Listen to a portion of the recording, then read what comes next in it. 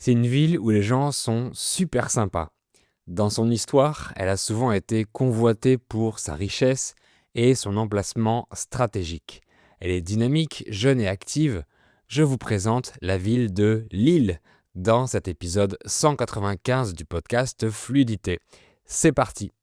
Avant de continuer, je voudrais vous recommander le partenaire de cette vidéo qui s'appelle Fluent You, la meilleure façon pour progresser en français. Premièrement, parce que Fluent You est une plateforme qui vous propose de l'immersion en français authentique avec des vidéos de tout genre. Divertissement, histoire, culture, cuisine, société, sciences, etc. Mais surtout parce que Fluent You propose des outils pour les apprenants de français. Quand vous regardez une vidéo sur YouTube, sur Netflix ou sur la plateforme de Fluent You, vous pouvez activer les sous-titres interactifs en français. Si vous cliquez sur un mot du sous-titre, vous pouvez voir sa définition, son type, mais aussi les autres contenus où il apparaît pour avoir plus de contexte pour ce mot. Et vous pouvez ajouter ces mots dans votre liste de vocabulaire personnel que vous allez pouvoir réviser ensuite de façon efficace. Vous pouvez même importer des vidéos YouTube sur la plateforme, comme les miennes par exemple. Vous pouvez utiliser Fluent You sur un smartphone, une tablette, avec l'application Android ou iOS, ou sur un ordinateur évidemment. Donc avec Fluent You, premièrement, vous regardez du contenu intéressant en français natif et en contexte, et ensuite vous améliorez votre mémorisation du vocabulaire avec leurs outils interactifs qu'ils proposent sur la plateforme. Fluent You vous propose un essai gratuit de 14 jours et grâce à notre collaboration, vous aurez une réduction importante sur l'abonnement. Cliquez sur le lien dans la description pour avoir toutes les informations et obtenir cette réduction spéciale. Bonjour et bienvenue à tout le monde. Aujourd'hui, je vous emmène dans l'une des plus grandes villes de France, la ville de Lille, dont vous avez peut-être déjà entendu parler. On va d'abord parler de son histoire, comment elle est devenue aussi riche et importante, et on verra aussi sa culture. C'est la 10e plus grande ville du pays avec environ 230 000 habitants. Il s'appelle les Lillois et les Lilloises. Dans le podcast, je parle régulièrement des grandes villes du pays. Il y a des épisodes que vous pouvez écouter après sur Bordeaux, Toulouse, Marseille, Strasbourg, La Rochelle, Tours, Rouen, etc. Lille, c'est la préfecture de la région Hauts-de-France. Là aussi, j'ai fait un épisode sur la région complète, mais maintenant, on va s'intéresser seulement à la ville de Lille. Elle est située tout au nord de la France, à quelques kilomètres de la frontière avec la Belgique, vraiment très près. On la surnomme la perle du Nord, et vous allez voir pourquoi dans cet épisode. Mais d'abord, je vais vous résumer son histoire. Et oui, peut-être que vous l'avez deviné, mais son nom, Lille, vient du fait qu'elle était autrefois une île, donc une petite terre entourée d'eau, encerclée par la Deule, la rivière qui passe actuellement au nord de la ville. Selon la légende, l'île aurait été construite au 7e siècle par deux géants, qui sont d'ailleurs mis à l'honneur durant des processions une fois par an. Au début, l'île était un petit port et elle a commencé à se développer en tant que telle. Ensuite, à partir du 9e siècle, l'île prend de l'importance et devient l'une des capitales du comté de Flandre. D'ailleurs, elle est encore surnommée comme ça de nos jours, la capitale des Flandres. Les Flandres, c'est un territoire qui est à cheval entre la France et la Belgique. Au Moyen Âge, la ville a continué à prospérer et à se développer, notamment dans la fabrication et la vente de textiles, comme des draps par exemple. Mais tout va basculer au début du XIIIe siècle, où il va se passer plein d'événements. En 1213, Philippe Auguste, alors roi de France, assiège Lille et gagne la ville en 3 jours. La même année, Ferrand de Portugal, le comte de Flandre, reprend la ville au royaume de France. Alors, assiéger un endroit, ça veut dire l'attaquer et en prendre possession. Mais coup de théâtre, en 1214, Philippe Auguste et le royaume de France reconquièrent le comté de Flandre durant la bataille de Bouvines, qui va se dérouler dans la banlieue de Lille, et cette dernière sera incendiée. Le comte de Flandre, Ferrand de Portugal, est fait prisonnier par le roi de France. Dans les années à venir, la femme du comte, la comtesse Jeanne, qui se retrouve sans son mari, commence à reconstruire l'île. Elle fait notamment construire l'hôpital Notre-Dame, un magnifique bâtiment fait à l'époque pour accueillir et aider les vagabonds ou les voyageurs. Cet hôpital sera ensuite surnommé l'Hospice Comtesse. Cet Hospice Comtesse était le symbole de la richesse de l'île et le bâtiment est devenu un très beau musée de nos jours qui propose des collections d'art et d'histoire de la ville. Il fait partie des plus beaux monuments de la ville. Ensuite, à la fin du XIIIe siècle, l'île sera à nouveau assiégée à plusieurs reprises, devenant la ville la plus assiégée de France. Elle est très convoitée en raison de sa forte richesse. En 1369, Marguerite, héritière du comté, épouse Philippe le Hardi, le duc de Bourgogne.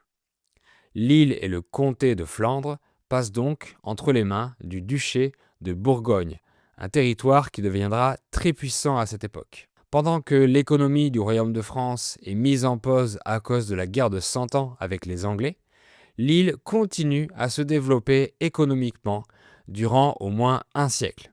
À cette période, on construit le magnifique palais Riour, symbole de la richesse de la ville, qui héberge aujourd'hui l'office du tourisme de l'île. À la fin du XVe siècle, l'île rejoint ensuite le Saint-Empire romain germanique, mais continue à faire des affaires. Même chose quand elle est rattachée au royaume espagnol durant la Renaissance. Alors peu importe à qui la ville appartient, elle continue à faire du business et à s'enrichir. Ensuite, la ville est agrandie et réaménagée. On y construit la magnifique Bourse du commerce, un bâtiment qui se trouve en plein centre, l'un des plus prestigieux de l'île. La cour intérieure de la vieille bourse est magnifique et de nos jours, il y a souvent un marché aux livres, des joueurs d'échecs, des danseurs de tango, etc. Mais en 1667, le roi Louis XIV n'est pas d'accord que le comté de Flandre n'appartienne pas à la France. Alors durant la guerre de dévolution, en l'espace de 8 jours, l'île est prise par les armées françaises et elle est donc rattachée au royaume de France. Pour célébrer cette victoire, Louis XIV fait construire un imposant arc de triomphe dans la ville, sur les remparts, les murs qui la protégeaient. Cet arc s'appelle la Porte de Paris et c'est un monument à ne pas rater si on visite l'île. Il est vraiment majestueux. Le roi fait également construire la très jolie citadelle de l'île en forme d'étoile pour défendre la ville et aussi la France. Autour de cette citadelle conservée aujourd'hui, il y a un grand et agréable parc. Il s'appelle le parc de la Citadelle. Donc l'île devient définitivement française après avoir été assiégée plusieurs fois et après avoir changé de possession à plusieurs reprises.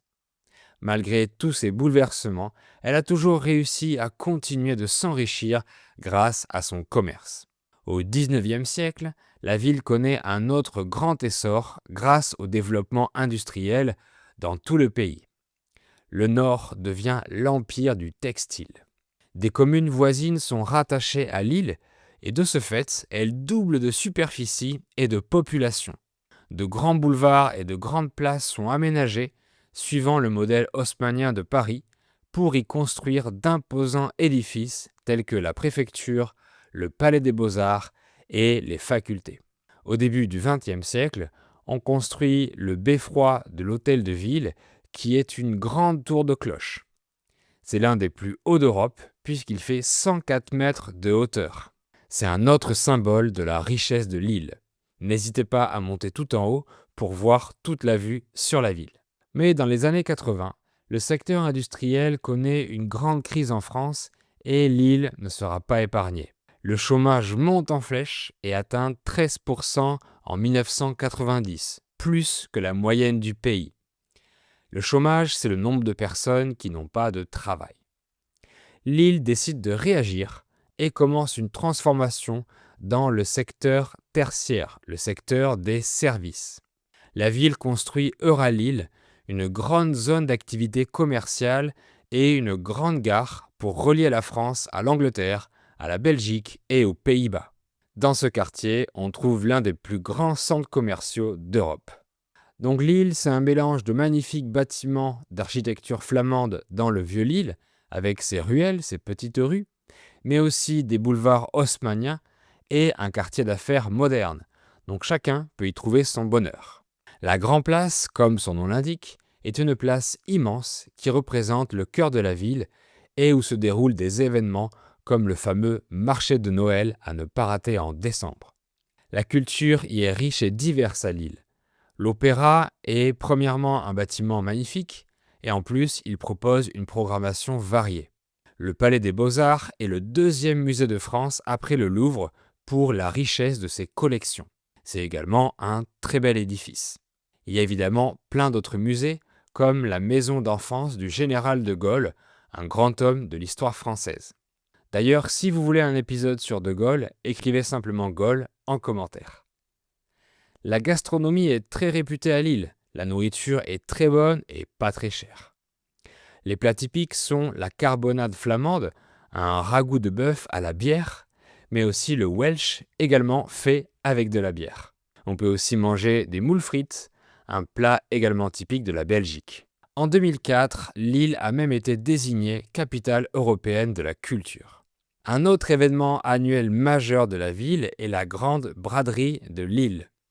Une braderie, c'est comme une foire dans la rue où des commerçants vendent de tout ce qui est possible, avec souvent des réductions intéressantes. Et la braderie de Lille est énorme puisqu'il y a plus de 8000 commerçants. L'événement attire chaque année environ 2 millions de visiteurs, c'est absolument énorme. Et il se déroule en général au début du mois de septembre.